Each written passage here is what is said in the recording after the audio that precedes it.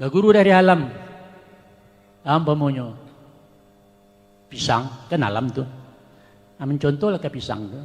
Pisang ku dari anaknya dilunyah kabau, dihampe hangin, dipancuang pagi, tau lolo petang, pantang mati pisangku. Sebelumnya berbuah. Tapi kalau nyala berbuah, lah masak setandan tupai lah bersaki, buruang lah tibo, musang lah kenyang, tanpa dibunuhnya mati itu. Mati itu pisang tuh. Praktekal caliak lah. Tak mau pisang buah 2 kali itu. Jadi oleh karena itu, mencontoh ke pisang. Awak nengku berguna untuk orang. Pergunakan diri awak untuk masakan. Jangan untuk awak orang surang. Khairun nas yang fa'ulun nas. Manusia yang baik itu adalah yang baik juga untuk manusia yang lain. Dari alam beraja. Berguru ke ayam. Ke ayam ke berguru. Iyo. Cali ayam. Ayam tak ada kesesayang juga anaknya. Bakakeh kan dapat rimah ciak bacotok bimbang ke anak. Tibu anjing dilalahnya anjing lawannya tidak betul. Tapi dek anaknya ke diusia nyeberang. Tapi anaknya lah gadang, lah mula dewasa, lah mula remaja, ikuannya lah panjang, kukunya lah tajam, dicotoknya anak ipek kan. Jangan turi aja dan cari makan surang. Tai juga anak dicotokinnya sesayang tu juga anak dicotokinnya. Apa hikmahnya? Baraja dari ayam. Anak kalau lah gadang, jangan dipangkuyo, jangan dinyendina memukkan juga, jangan dimanjamanjokan juga. Suruh hanya mencari ikut naknya sekolah lah jadi tukang ojek kan pandai yang. Pandai baabana lah kayu awak, baabana lah cari anak. Tapi kalau atau dipangkuyo, di mama, di papanya, nak kayak diorang pajar. Tu perhatikan. Anak orang susah dan acok berhasil.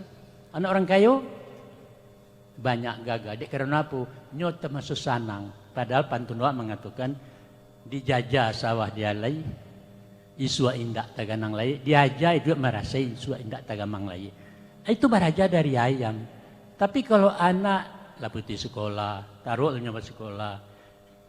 Mereka kata, ma. Pacar kita lah gadang tu mah bakal. Iyo tentu orang minta dilamar segala macam. Pantang orang Minang dikawinkan orang kaya. Walaupunnya kayo. Itu kami dulu. Tapi kini nagari lah berubah. Nah itu banyak wak kini kok mereka tu menerjemahkan, mempituahkan hal-hal yang ganjil-ganjil menurut pandangan mereka. Padahal itulah yang sebenarnya adat. Jadi oleh karena itu banyak bangkalai yang kesudahkan. Banyak utang yang belum bayar. Sedangkan utang diansu mengkolansai, kato disabi mengkodape, karajo dikaku mengkosudah.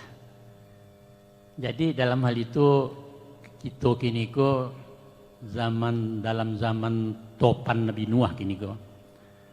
Dari kiri, dari kanan, dari atas, di bawah diserang awak. Pemerintah pun menyerang dulu. Bagaimana? Undang-Undang Dasar 45 mengatakan bahwa pemerintah negara melindungi, mengetahui masyarakat adat. Kemudian dalam pasal lain mengatakan dan negara wajib melindungi hak-haknya. Akhirnya keluar Perona mempersertifikatkan pusaka tinggi. Dari harta bersama atau banyak menjadi harta pribadi. Akan terjadi. Kalau sertifikat kan aturan Cinago. Terus sampai mati. Tiba orang sekumbang anak mengatakan, kau punya ayah kami. Tidak punya mama kami kan bakal kalian. Mama kami yang punya kau. Pusaka tinggi orang Cinago. Tidak. Ayahmu yang punya. Mad yang surat mah. Tidak ada surat pusaka tinggi. Ada mah ada kau. Mengadu sertifikat ada kau. Warisnya kuha. Kata seeripan orang sikumbang anak ambo mengatakan pai perkaro kalah kemenakan dia anak. Karena apa?